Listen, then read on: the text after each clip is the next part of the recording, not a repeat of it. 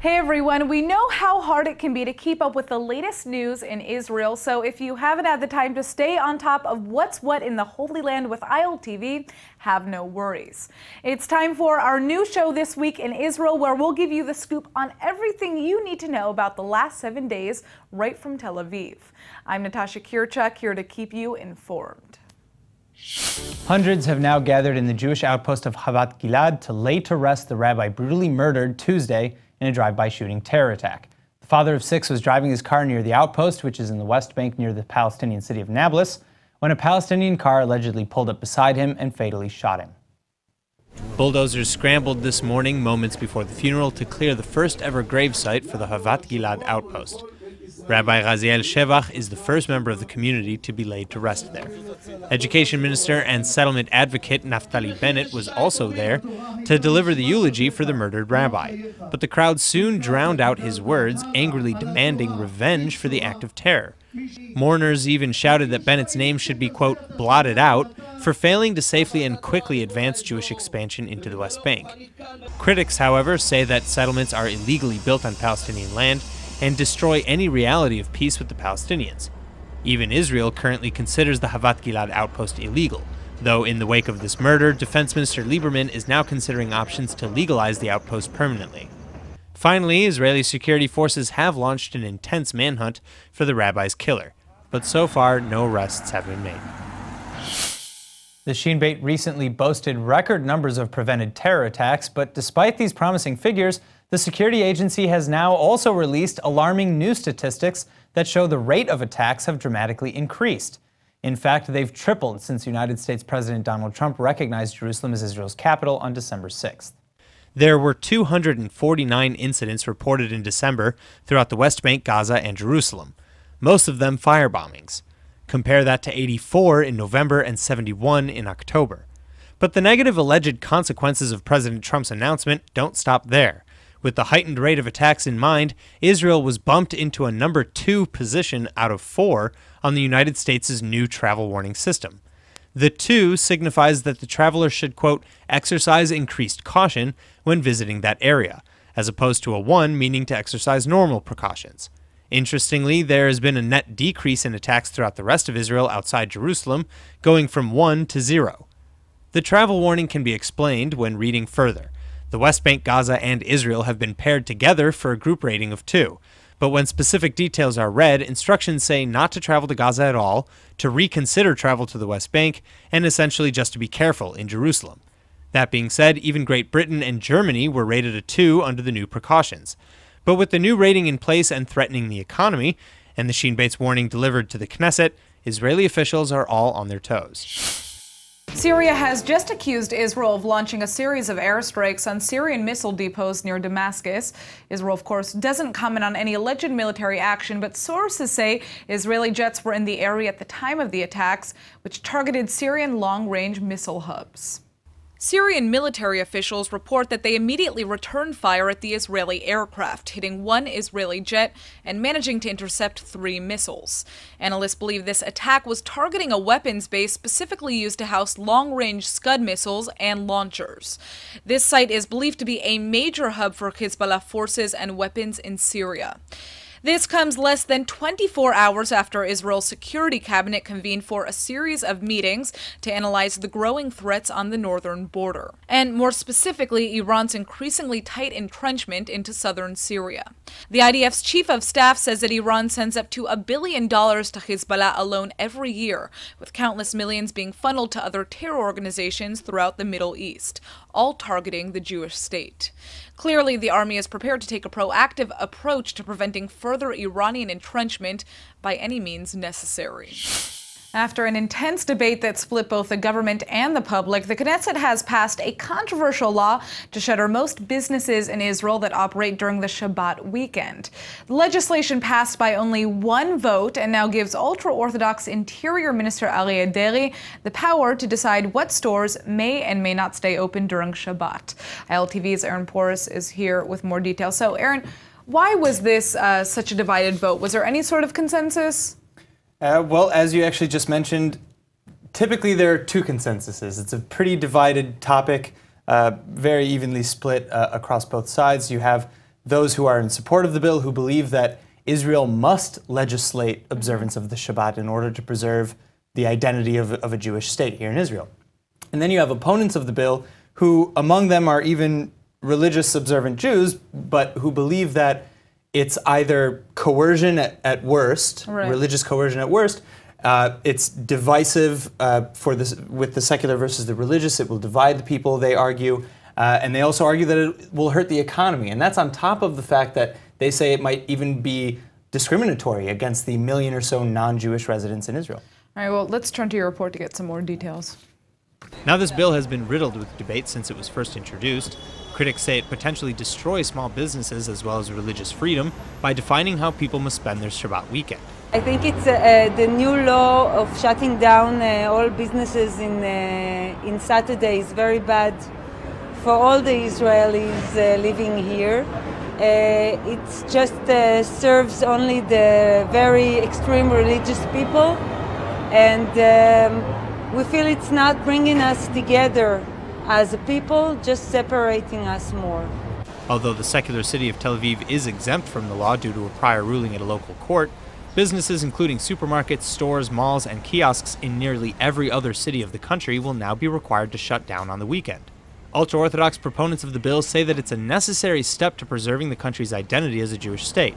But even members from Netanyahu's own Likud party fiercely opposed the idea and refused to vote for it, arguing that Jews, as well as the over 1 million non-Jewish Israeli citizens, should be free to observe Shabbat how they see fit. Regardless, Netanyahu made passing the law a top priority from the start, accusing anyone who voted against it as being, quote, in favor of toppling the government.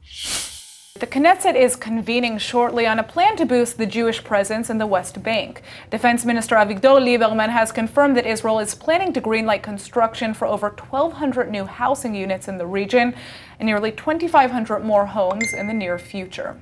ILTV's Aaron Porras has the details on this.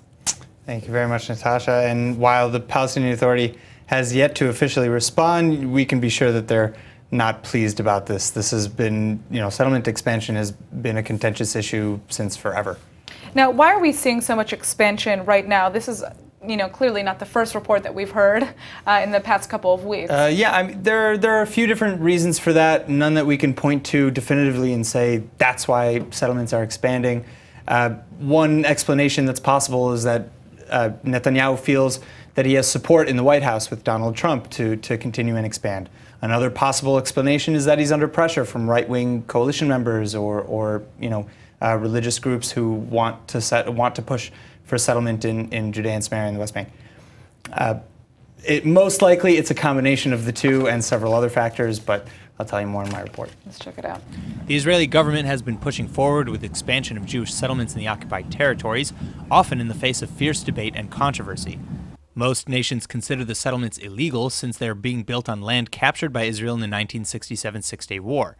The Palestinians also argue that the expansion destroys any hope for a future Palestinian state, though Israel says this is a matter to be worked out in direct negotiations. Those talks, however, have been at a standstill for nearly 4 years now. Despite President Trump's promise to get things going again, that doesn't seem likely, given the cold shoulder he's received from Palestinian leadership, again in the wake of his Jerusalem decision and threats to cut funding. Regardless, Israel is expected to give the full approval for these new Jewish homes very shortly. Israel has just published a list of groups linked with the BDS movement to boycott the Jewish state, and members and affiliates from these organizations will now officially be banned from entering the country. The government says that this is merely a shift from defense to offense, though critics of the blacklist say that it's a disturbing step away from freedom and democracy. The majority of the 20 organizations on the list are European and American in origin, though some groups from Latin America and South Africa have also been named. Israel's Interior Ministry has already been using the blacklist internally for some time now, using it to deny entry to several foreign travelers in recent months. But now that it's been fully revealed to the public, the government hopes that it will serve as a wake-up call to groups critical of the State of Israel. In fact, within mere hours of its publication, Israel blocked a Norwegian aid worker from returning to the country, accusing the individual of filing for visas for other activists under false pretenses. As it turns out, this aid worker has actually been living in Israel for several years now, but was blocked from re-entering the country after leaving for a brief trip. This incident also happens to coincide with Israel's first visit with Norway's new foreign ministry. Needless to say, this new policy is already making waves and sparking fiery debate. After President Trump's threat to slash aid to the Palestinians for refusing to negotiate, conflicting reports say the U.S. has done exactly that. Israeli media claims the United States has frozen nearly $125 million of aid to the UN's Refugee Agency for Palestinians, reports that the U.S. State Department fully denies. According to the United States, the matter is still under review. Israeli leadership, meanwhile, has been cautious of backing such a plan. Israel is intensely critical of UNRWA, accusing the agency of rerouting funds to protect Palestinian terrorists. Yet Israeli officials realize that cutting millions of dollars in aid to the Palestinians would not only be a crippling humanitarian issue, but would also likely trigger unprecedented waves of violence. אני הצעתי הצעה פשוטה, שאת כספי התמיכה לאונר"א צריך להסב בהדרגה לנציבות האו"ם לפליטים, עם קריטריונים ברורים לתמיכה בפליטות אמיתית ולא בפליטות פיקטיבית, כפי שהדבר קורה היום תחת אונר"א. American ambassador to the UN Nikki Haley is reportedly in an uproar, clashing with U.S. state defense and intelligence officials over the aid cuts. But if Haley gets her way, Israel is very concerned that an already tense time could quickly become a nightmare. All right, for many, the unthinkable may actually be in the works. A bombshell report has just quoted a top Hamas official who says the terror group is ready to give up its weapons in exchange for official membership in the PLO. ILTV's Aaron Porras is here with more on the story. And Aaron, my first question is, how willing is Hamas truly? Well, while most of the reports coming out of Gaza right now are being kept very close to the vest, whatever reports are coming through seem to suggest that Hamas is at least willing to allow its military wing to be absorbed by the PLO and not remain an independent entity. So does this mean we're looking at a fully demilitarized Hamas? It's kind of a hard question to answer, honestly. On the one hand, yes, because if Hamas were to be absorbed into the PLO, it would no longer be, or if the military wing of Hamas, were absorbed by the PLO, then it would no longer be Hamas, it would be the PLO. That being said, on the other hand, you have the same people with much of the same leadership, still armed, different name. So, same thing, different bow. It's kind of difficult to see if there would be really any difference other than the fact that it would no longer be named Hamas. But I'll tell you more about that right now in my report. Hamas leaders are said to be prepared to do anything to advance reconciliation with the Palestinian Authority. But the issue of Hamas's 25,000-member army has remained the biggest hurdle in making that a reality. Hamas has denied any willingness to give up its weapons, but rumor has it that the terror group's leader, Yahya Sinwar, has actually himself instead proposed combining Hamas's militia with the PA's, and then placing everything under the umbrella of the PLO. This would be in exchange for key leadership roles in the PLO, which would then be tasked with moving the Palestinian agenda forward. Though this is still rumor, it does coincide with reports that the PA has agreed to resume funding electricity payments in Gaza. Palestinian Authority President Mahmoud Abbas first cut those payments in order to force Hamas back to the negotiating table. Though that brutal tactic has cost the citizens of Gaza dearly, clearly it may have done exactly what Abbas intended, especially if these latest rumors of a demilitarized Hamas turn out to be true. All right, now after a long-endured shortage and at the behest of the Palestinian Authority, Israel has now agreed to restore its full share of power to the Gaza Strip today. Israel first turned off its 40% of the power grid over half a year ago in response to intentional withholdings of payments to Israel from the PA. Well, now that Hamas has come to the Palestinian Unity negotiating table, the PA is paying the bill, and all the power lines into the Strip will be fully operational by nightfall. More importantly, the additional access to power from the current 2 to 4 hours a day to nearly 8 hours per day means that humanitarian services in dire need will also be finally supplemented. Services like healthcare or even water treatment were severely limited since the grid was powered down last June. With all lines into Gaza from Israel providing their share, the coastal enclave will now be back up to its 120 megawatt supply. All that remains in the path to unity now, from Hamas's perspective, is the lifting of all other remaining PA-generated sanctions. The UN's Refugee Agency is begging Israel to reconsider its plan to either deport or jail thousands of African asylum seekers in the country. But the government seems committed to moving forward. Netanyahu's government is now offering $9,000 to Israeli citizens who will help remove African asylum seekers for deportation, even by force if necessary. The government maintains this community does not qualify for refugee rights, calling them illegal infiltrators. The vast majority, however, come from Eritrea and South Sudan and say they fled war, genocide, and life terms in a slave army, which is why they're seeking safety in Israel. The government's new plan means those who do not voluntarily leave by April will be forced to choose between deportation to a third unspecified country in Africa or else be imprisoned indefinitely. Most said they had been transferred from Israel to a country in Africa and provided with a lump sum of $3,500. Some said that people traveling with them had died en route to Libya, where many experienced extortion and detention, as well as being subjected to abuse, including torture and violence. Netanyahu's government seems undeterred in its mission to begin deportations in a few short months. Israel will now pay Israeli volunteers to physically lend a hand with the deportations. But this, on top of the expected costs for prisons and flights for deportees, has led some to question if the money couldn't be better spent helping this community succeed in Israel, a country where nearly 40,000 African men, women, and children have lived for nearly a decade. From our point of view, we feel that Israel should be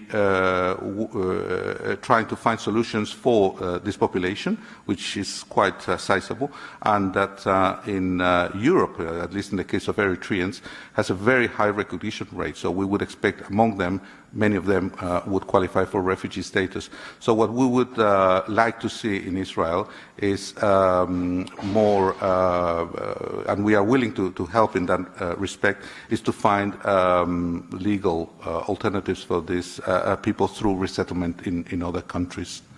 To that point, Israel's pro cycling team has actually just signed an Eritrean refugee to represent Israel in the 2018 Giro d'Italia.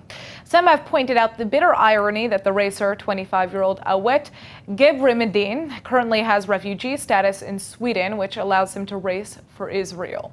But if he lived here in Israel, he'd be first in line for deportation or jail this April. We may only be a few weeks into 2018, but the Israeli government's already working on the budget for running the country in 2019. The proposal boosts government expenditure and adds money to the education ministry, but the budget is drawing fierce criticism because it includes massive slashes to the foreign ministry, immigrants, and the country's handicapped. Israel's foreign ministry would take the hardest cuts under the proposed budget. The cuts would free up over $50 million, but would axe a whopping 22 Israeli missions overseas and fire nearly a third of the foreign ministry's staff. Netanyahu himself serves as Israel's foreign minister, but his deputy minister, Tzipi Hotovely, calls this a targeted assassination of Israeli diplomacy. It also comes at a time when foreign alliances against Israel have never been stronger, following disastrous vote at the UN condemning Trump's Jerusalem decision and Israel's decision to withdraw from UNESCO. The new budget is also slashing millions of dollars in benefits to new immigrants who make aliyah, and it cuts down on the VAT refund tourists receive for goods purchased in Israel. The government would reroute these funds to increase the budgets of the defense, education, and health ministries, but other trade-offs have also elicited some debate.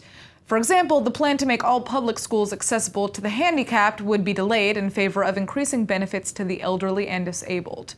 It can't be easy to budget an entire country, and despite a certain degree of criticism, Netanyahu expects the proposal to pass a Knesset vote shortly. Well, Yair Netanyahu, the son of Prime Minister Netanyahu, is no stranger to controversy. He's made headlines in the past for posting allegedly anti-Semitic social media posts and for refusing to pick up the family dog's poop. But this latest scandal seems far more serious. Israeli media has just broadcast an explosive recording made of the young Netanyahu when he was apparently out with friends visiting a series of strip clubs. The tape seems to have been recorded roughly 2.5 years ago and contains some derogatory comments about women that have been deemed too offensive for certain outlets to publish uncensored. But it may also have legal consequences for the whole Netanyahu family. Yair, 25 at the time, can be heard asking his friend Nir Maimon to loan him some cash to pay for a prostitute. Nir Maimon happens to be the son of Kobi Maimon, a major shareholder in Israel's offshore gas fields. Around the time of this recording, Prime Minister Netanyahu had just approved a controversial deal, making Maimon's company a near monopoly over Israel's gas market, which is why some legislators are especially disturbed when young Netanyahu asks for the cash to pay for a prostitute, saying, מה עם הלוויתן? תגיד לנו. אבא שלי עשה לאבא שלך אחלה עסקה, אחי. חייב לפרגן לי, אחי. אבא שלי עשה לאבא שלך אחלה עסקה, אחי. נלחם בכנסת בשביל זה, אחי. מה? אבא שלי נלחם. לחם לנו 25 אלף. אח שלי סידר לי, אבא שלי סידר לך עכשיו $20 מיליארד. לפרגן לי ב-400 שקל. Also present in the recording is Roman Abramov, the Israeli liaison for the Australian billionaire James Packer. Packer is directly involved in the ongoing investigation into alleged corruption by Prime Minister Netanyahu. Yair Netanyahu has apologized for the statements made in the tape, which he says was obtained illegally, and claims he was drunk at the time. But for many, that isn't enough to excuse some of the things he said. Netanyahu can be heard offering sex with his then-girlfriend in exchange for money, bragging about spending thousands of shekels on strippers at night, and telling their state-funded escort that they would have to murder him for overhearing the conversation. הוא בוכה לי על 400 שקל. אבא שלי סידר לאבא שלך $20 מיליארד ואתה בוכה לי על 400 שקל, הבן זונה. שלא יצא השיחה הזאת בחוץ, אלוהים ישמור. איפה הגברת? ששאים יצא החוץ, אלוהים. איפה הגברת? גיהנום. איפה מודים? אתה יכול לשים אותו על שילדה? אתה יכול לשים שנייה ווייז? לאן? עוד של 30 ואז לדירה. כן, סבבה. אם כבר מדברים על זונות, מה פתוח בשעה כזאת? וואו. Israeli Prime Minister Benjamin Netanyahu has responded to his son's scandal with the following statement. בני יאיר אמר אתמול מה שהוא כינה בצדק דברי הבל על נשים. הוא עשה זאת תחת השפעת אלכוהול. הוא התנצל על כך ובדין. הוא אמר שני דברים נוספים. הוא אמר, זה לא אני, יאיר. והוא אמר שאלה לא הערכים שעליהם הוא התחנך בבית. והוא צודק. רעייתי ואני חינכנו את הילדים שלנו לכבד כל אדם באשר הוא ולכבד כל אישה באשר היא. And now ILTV's Manuel Kadosh is here to give us this week's Top 5. What better way to get to know the Holy Land than to come travel the country while doing something positive for society? Well, I'm here to give you the top 5 volunteer programs in Israel. At number 1, we have the WOOF Organization, a worldwide organic farm volunteer program offered here in the Holy Land. WOOF is a movement looking to link volunteers with organic farmers in order to promote cultural and educational experiences, all while helping build a sustainable global community. Check out the WOOF Organization website to see where else in the world volunteering can take you. At number 2 on our list is the Sar-El IDF Volunteer Program, encouraging volunteers worldwide to come to the Holy Land and experience life in Israel. Working in IDF warehouses, taking guided tours of Israel, and educational lectures on Jewish and Israeli topics. All of this in an effort to promote Aliyah, as well as to help encourage positive new friendships and ambassadors for Israel. Doesn't get much better than that. Yad Sarah is 3rd on our list and reportedly the largest voluntary organization in the Holy Land, providing services that help make life a bit easier for the sick, disabled, and elderly. Yad Sarah has more than 100 branches throughout the country and is run by more than 6,000 volunteers, saving the Israeli economy hundreds of millions of dollars in medical costs. Win-win situation. Number 4 is going to absolutely melt your hearts. The Israeli Guide Dog Center is the only certified guide dog school in the Middle East. Their main goal, to provide as many guide dogs as possible to blind and visually impaired Israelis, in an effort to help them with safe mobility as well as integration into society. People coming out to help have their pick of volunteer programs, either with the dogs themselves or the clients, so take your pick. Number 5 on our list are the Pantry Packers. Every month, the Pantry Packer team delivers crates of food and household maintenance supplies to Israel's poorest families and senior citizens. A packing plant is located in Jerusalem where volunteers, visitors, and tourists are welcome to come help pack food staples, which are then placed in the crates. It's a fun way to meet new people, travel Israel, and help out the community.